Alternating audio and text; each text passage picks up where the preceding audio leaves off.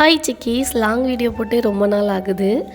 எல்லோரும் பொங்கல் முடிஞ்சு அடுத்த 2 நாள்லேயே அவங்கவுங்களோட பொங்கல் எப்படி வீட்டில் செலிப்ரேட் பண்ணியிருப்பாங்கங்கிற வீடியோ அப்லோட் பண்ணிட்டாங்க. எனக்கு அப்லோட் பண்ண இவ்வளோ நாள் ஆகிடுச்சு. அம்மா வீட்டில் எப்போவுமே மாட்டு பொங்கல் மட்டும்தான் செலிப்ரேட் பண்ணுவோம். சூரிய பொங்கல் வந்து வச்சதில்லை. ஆஃப்டர் மேரேஜ் எங்கள் வீட்டில் வந்து சூரிய பொங்கல் செலிப்ரேட் பண்ணுறோம். அங்கே என் மாமியாரோட மாமியாருக்கும் மாமனாருக்கும் வந்து சாமி கும்பிடுவாங்க. அதனால் ட்ரெஸ்ஸும் சேலை வெட்டியும் வச்சு என் மாமியார் வீட்டில் சாமி கும்பிட்டுருவோம். அடுத்த நாள் மாட்டு பொங்கல் வந்து அம்மா வீட்டுக்கு வந்து நாங்கள் சூரிய பொங்கல் அன்றைக்கி மாட்டெல்லாம் குளிப்பாட்டி பொட்டு வச்சுருவோம். அதெல்லாம் நான் அங்கே இருந்தாலும் என்னால் கேப்சர் பண்ண முடியல.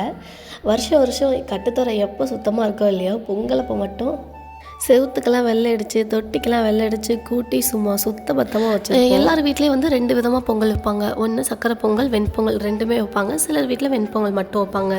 நம்ம வீட்டில் வந்து வெண்பொங்கல் மட்டும்தான் வைப்பாங்க. அதை ஊற்றி சாப்பிட்றதுக்கு அந்த குழம்பு வைப்பாங்க. வருஷத்துக்கு ஒரு தடவை தான் அந்த குழம்பு வைப்போம். இடையில வைக்கலான்னு நினைப்போம், ஆனால் மறந்துடுவோம். இந்த சீசன் வந்து மொச்சக்காய் சீசன். பெரியம்மா வீட்டில் வருஷம் அந்த மொச்சக்காய் பயிரிடுவாங்க. பெரியம்மா பொங்கலுக்கு அது போட்டு குழம்பு வைக்கணுங்கிறதுக்காக வருஷம் தவறாமல் பறித்து கொடுத்து விடுவாங்க. ஆனால் இந்த வருஷம் மிஸ் ஆகிடுச்சு. பொங்கல் கழிச்சு கொடுத்து விட்டாங்க. வெண்பொங்கலுக்கு இந்த குழம்பை விட வேறு காம்பினேஷன் வேறு எதுவுமே இருக்காதுங்க. பக்காவாக இருக்கும். இதோட ரெசிபி நான் தனியாக உங்களுக்கு ஷேர் பண்ணுறேன். நமக்கு என்ன காய்கறி வேணுமோ எல்லா காய்கறியுமே போட்டுக்கலாம். டேஸ்ட்டு சூப்பராக இருக்கும். கொஞ்சம் காரமாக இருந்தால் அந்த வெண்பொங்கலுக்கும் அதை ஊற்றி சாப்பிட்றதுக்கும் சூப்பராக இருக்கும்.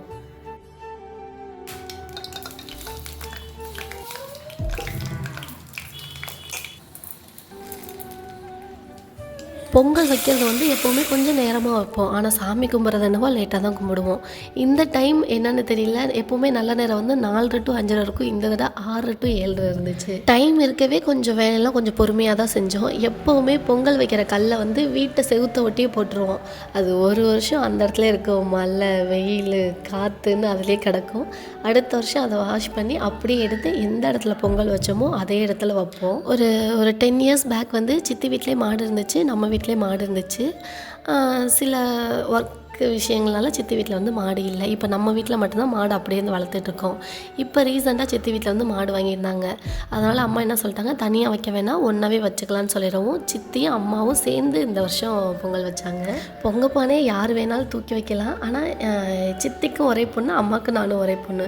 ஸோ நானும் என் தங்கச்சியும் தூக்கி வந்து பொங்கல் பானையை வச்சோம். மொத்தம் வந்து 6 கல் கொட்டுவாங்க. 2 அடுப்பு 6 கல்.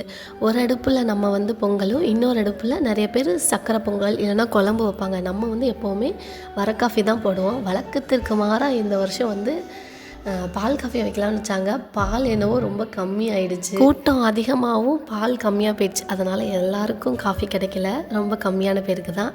அதே நம்ம வீட்டில் என்ன சொன்னாங்கன்னா, நம்ம வழக்கத்திற்கு மாறாக செஞ்சதுனால தான் இன்றைக்கி எல்லாருக்கும் டீ கிடைக்கல அப்படின்னு சொன்னாங்க. அம்மாவும் சித்தியும் நல்லபடியாக அடுப்பை பற்ற வச்சு பொங்கலும் பொங்கிடுச்சு. தண்ணி பொங்கி ஊற்றுறது கிழக்கு பக்கமாக பொங்குச்சுன்னா ரொம்ப நல்லதுன்னு சொல்லுவாங்க. அந்த நல்லா பொங்கினக்கப்புறம் அந்த தண்ணியை வந்து 4 பக்கங்களும் ஊற்றிட்டு அதுக்கப்புறம் தான் அரிசி போடுவாங்க. பொங்க பானையை 3 முறை கொஞ்சம் அரிசி எடுத்து சுற்றி 3 முறை அரிசி அதில் போடுவாங்க.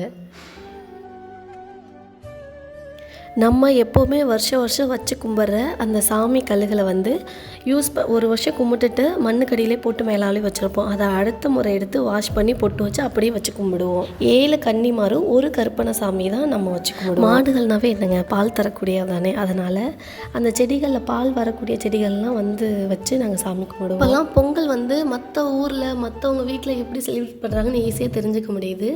அந்த மாதிரி நான் பார்த்ததில் வந்து பொங்கலை வந்து 3 கட்டி நிற்க வச்சு இது பண்ணுறாங்க. ஆனால் நம்ம வீட்டில் கரும்பை வெட்டி 2 மூலையில் வச்சு தான் சாமி கும்பிடுவோம். மாட்டுக்கு தேவையான புது கயிறு, சாமிக்கு தேவையான தேங்காய், வாழைப்பழம் எல்லாம் எடுத்து வச்சாச்சு. எப்போவுமே சித்தப்பா வந்த உடனே தான் சாமி கும்பிடுவோம். சித்தப்பா வந்து பூ வியாபாரம் பண்ணாங்க. ஸோ அவங்களோட வேலைகளை முடிச்சுட்டு வந்ததுக்கப்புறம் 2 வீடும் சேர்ந்து சாமி கும்பிடுவோம். அப்பை வீட்லேயும் மாடு வளர்க்குறாங்க. ஸோ இங்கே முடிச்சுட்டு அங்கே போவோம். 7 கன்னிமார்கள் சேர்த்து ஒரு படையலும், கருப்பண சாமிக்கு தனி படையல் தான் போடுவாங்க. சாம்பிராணி காட்டி தேங்காய் உடைச்சக்கப்புறம் தான் பொங்கல் படையல் போடுவாங்க. என்ன தான் நம்ம வெண்பொங்கலுக்கு எத்தனை சைடிஷ் ஊற்றி சாப்பிட்டாலும் அந்த படையல் போட்ட பொங்கலில் வாழைப்பழம், தேங்காய், வெல்லம்லாம் வச்சு சாமி கும்பிட்டக்கப்புறம் அது நல்லா ஊறிடும்.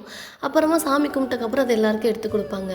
அந்த படையிலேருந்து ஒரு வாய் எடுத்து வைக்கிறப்ப அதில் இருக்கும் பாருங்கள் டேஸ்ட்டு, உண்மையாலுமே அமிர்தம் மாதிரி இருக்குங்க.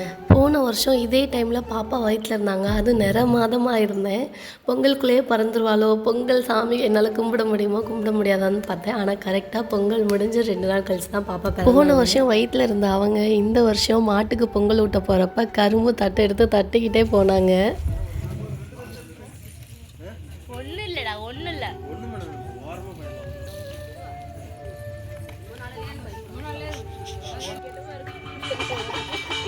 சாமி கும்பிட்டுட்டு மாட்டுக்கு எடுத்துகிட்டு போய் மாட்டுக்கு பொங்கல் ஊட்டிட்டா மாட்டு பொங்கல் முடிஞ்சது. 2 வீட்லேயும் சாமி கும்பிட்டக்கப்புறம் வெண்பொங்கலும் செஞ்ச குழம்பை ஊற்றி சாப்பிட்டுட்டு நாங்கள் தூங்கிட்டோம்.